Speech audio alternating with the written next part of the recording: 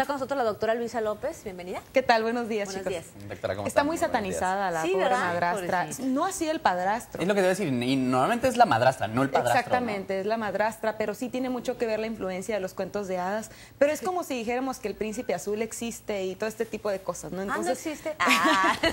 O que los personajes que los cuentos matizan es tal cual la realidad. No son más que símbolos universales de lo que normalmente tenemos ideas preconcebidas, no significa que así sea, pero sin embargo sí ha habido una influencia sobre la creencia de que si alguien va a tener una madrastra puede no ser lo más positivo y la verdad que no es así. ¿Cuál es la realidad entonces o cómo nos acercamos a construir una mejor realidad o Sí. una mejor figura? Más que nada porque la realidad cada quien la vive de forma muy distinta. Las condiciones para que haya una madrastra o padrastro son muy individuales en cada situación familiar. Hay muchísimas variantes de esto, entonces lo más ideal es que por sí la llegada de una madrastra viene producto de un duelo familiar, donde ya sea que no esté emocionalmente la persona o físicamente el padre en cuestión. Entonces ya de por sí esto presupone un duelo donde para los niños y para la pareja puede ser muy complicado o puede que ya lo haya superado. Para los niños o los adolescentes puede ser un proceso muy distinto para el padre o más bien la pareja que llega a la familia. Entonces siempre es bien importante analizar cómo está la situación familiar. Hay muchas cuestiones ideales, cosas que deberían o podrían ser lo más saludables, como por ejemplo, si el padre del que están separados o no vive con esta familia a donde llega la nueva pareja, vive, lo ideal es que se platiquen todos como adultos y hablen y comuniquen sobre las cuestiones respecto a los límites y las reglas que va a haber en la familia. ¿Por qué? Porque muchas veces sucede que cuando los niños van a su casa, van a la casa del padre o de la madre, las reglas son distintas y de la casa en la que viven son de otras. Y luego llega otro padre que también puede traer sus propios hijos y es ahí un descontrol tremendo. Entonces lo ideal, sí, casi siempre los problemas son respecto a los límites y las reglas. ¿Quién regaña? O sea, digo, porque me imagino las familias compuestas, ¿no? Lo que decíamos, llegan figuras autoritarias nuevas a la vida de estos niños.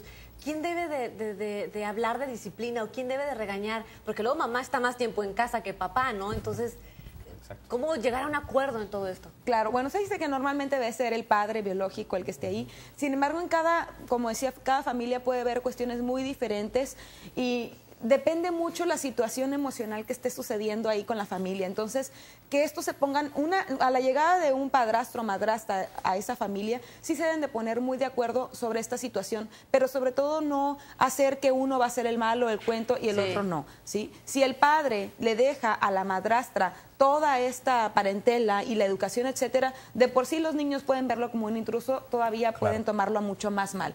Entonces, más que nada que no se vea como quién es el malo, tú regañas y yo te apapacho, o sobre todo si hay diferencias también entre unos y otros, todo esto se debe de hablar muy bien y deben de los dos ponerse de acuerdo desde antes y no delante de los niños sobre cómo va a ser este estilo educativo. Ahora, las edades de los niños es importante, va a influir, o sea, ya hace rato lo comentábamos, no es lo mismo un niño recién nacido de 3, 5 a un adolescente, es diferente el cómo, digo, yo sé que en teoría siempre tiene que ser lo mismo que nos decías, pero el cómo acercarse a los niños y todo es eso diferente, me imagino que va a ser Claro, diferente, ¿no? siempre debe ser con mucho respeto, con muchísimo amor y mucha paciencia para poder ir llegando. Hablaba de los tiempos, para los niños y los adolescentes puede ser el tiempo muy distinto a como lo va a ser para la padrastra o el padrastro o la madrastra sobre cómo llevar la situación. Entonces sí irnos adecuando a esos tiempos.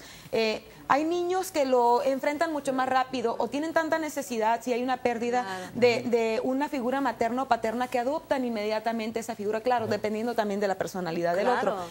Pero, por ejemplo, puede ser más difícil en la adolescencia, que es cuando están en la etapa de rebeldía. Si de por sí es difícil con un padre biológico, ahora con una persona que ni siquiera es de su familia puede ser mucho más complicado. ¿no? Sí. De pronto. Pero es mucha comunicación, establecer nuevas estrategias de convivencia familiar, nunca hablarle mal del otro padre, ¿sí? Si por ejemplo están divorciados, etcétera, no hacerle notar la diferencia, porque para el niño es bastante difícil. Obviamente quiere a sus dos padres y está siendo complicada esta separación. Entonces, con el ejemplo enseñarle lo que debe de ser, pero de una forma muy sutil. Claro. ¿sí? Doctora, no diciéndose. Aparte, digo, para hacerle honor a los cuentos y todo esto, además de los cuentos de hadas en donde se habla un poco sobre pues, el padrastro y la madrastra, me dicen que ya hay libros en donde se habla del divorcio, de la separación, y se están utilizando como una manera didáctica para que el niño entienda un nuevo rol en su vida, ¿no? Claro.